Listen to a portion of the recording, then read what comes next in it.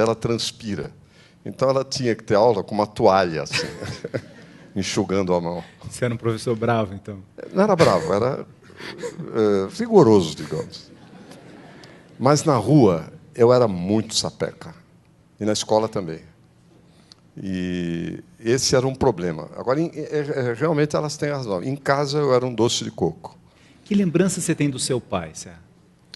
O meu pai, a lembrança principal que eu tenho é o trabalho, porque ele acordava todos os dias 4:45, né? Ia dormir 8 da noite.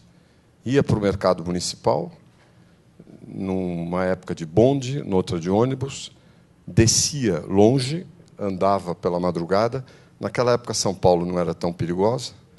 Andava pelo Parque Dom Pedro e começava a trabalhar às 5:30, 6 da manhã, voltava para almoçar às 11 horas, e era tão disciplinado que, se passasse a hora do almoço, ele perdia a fome.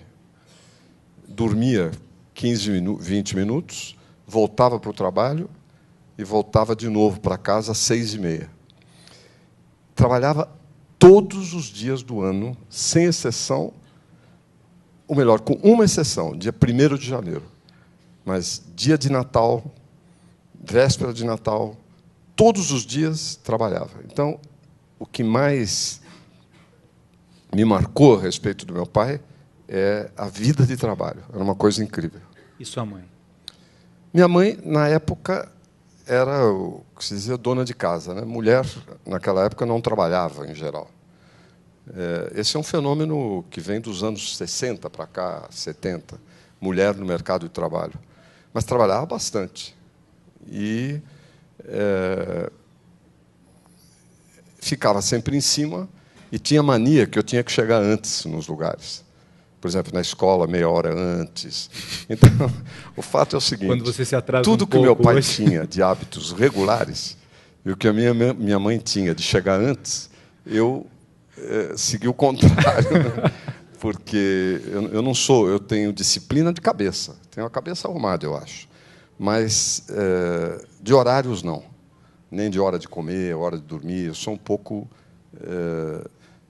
desorganizado nessa matéria. Até porque, quando eu estou fazendo alguma coisa, a minha tendência é terminar, não quero deixar para depois. Então, falta um pouco de organização de horários. Mas os meus pais eram o contrário disso. É interessante como a gente, às vezes, imita, por exemplo, aquela vocação para o trabalho que meu pai tinha, a responsabilidade, e, por outro lado, você também contraria, né?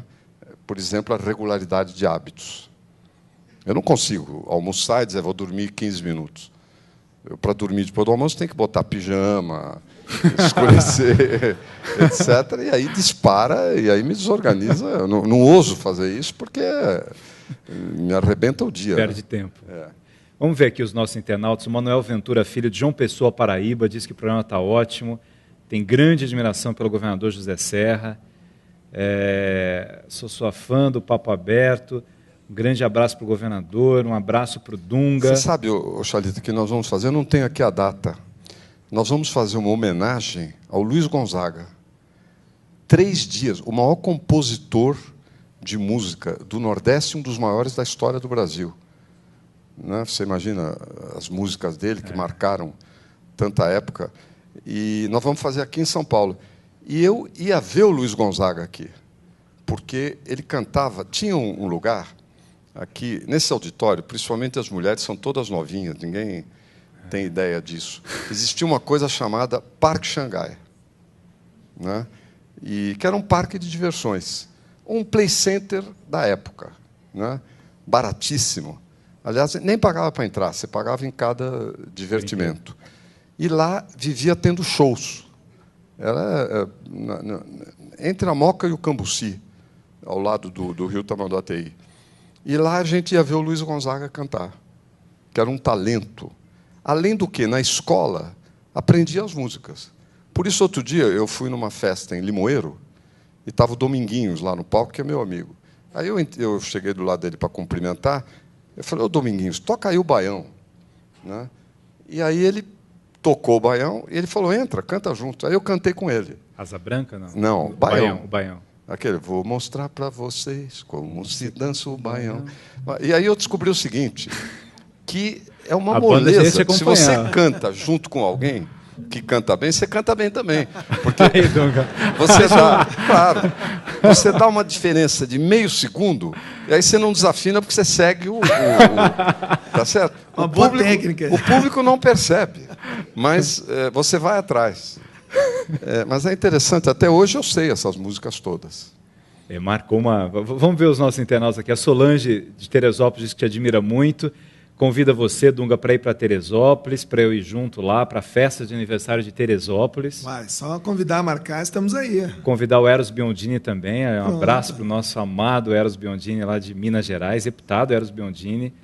O Edson Alves, do Nascimento de Boquim, Sergipe, diz que é uma honra ter o governador José Serra aqui. Governador, eu sempre te admirei porque o senhor se mostra um homem íntegro, um político honesto, honrado. Parabéns, que Deus abençoe a sua vida. Boquim, Sergipe. Você já foi em Boquim, Dunga? Não, ainda não. Também mas não deve ser uma alegria para a pessoa que está em casa. Nós rodamos o Brasil todo, governador. E, por exemplo, Orobó, interior de Pernambuco. Imagine que uma pessoa lá em Orobó, no Pernambuco, é difícil um programa onde é colocado um governador de um estado, onde se pode falar tranquilamente, mostrar um pouco da sua vida, ver que se trata de gente, de homem, e creio que 2 horas de um programa como esse muda um pouco a concepção da visão da pessoa de um político, de um pai de família, que acumula, que agrega funções, encargos. Eu vejo que isso é uma oportunidade maravilhosa que nós estamos dando aos nossos telespectadores, nossos internautas, nossos radiovintes, porque isso é formação, isso é a gente está contribuindo para a formação de um povo. Sem dúvida. E eu acho, viu, que, para mim, a informação, a educação, é algo essencial. Às vezes as pessoas falam, não, é bom porque o país cresce mais, investir em capital humano. Pode ter essa dimensão. Mas eu acho que, para mim, a dimensão essencial da educação é a liberdade. Né? O conhecimento significa liberdade. Né? De escolher. Até quando você conhece uma outra língua, você é mais livre. Essa é uma questão essencial. Às vezes eu ouvi discutir, não, porque aumenta a produtividade tanto. Eu estou à vontade para falar. Eu quero dizer que eu estudei engenharia e depois, no exílio, eu virei economista. Eu não sou médico. Muita gente acha que eu sou médico porque eu fui ministro da Saúde. Mas eu sei discutir. Se aumenta a produtividade, tem esse rendimento, tem isso, tem aquilo. Tudo bem. Eu acho que são fatores importantes. Mas o essencial da educação é que ela é um bem em si mesma.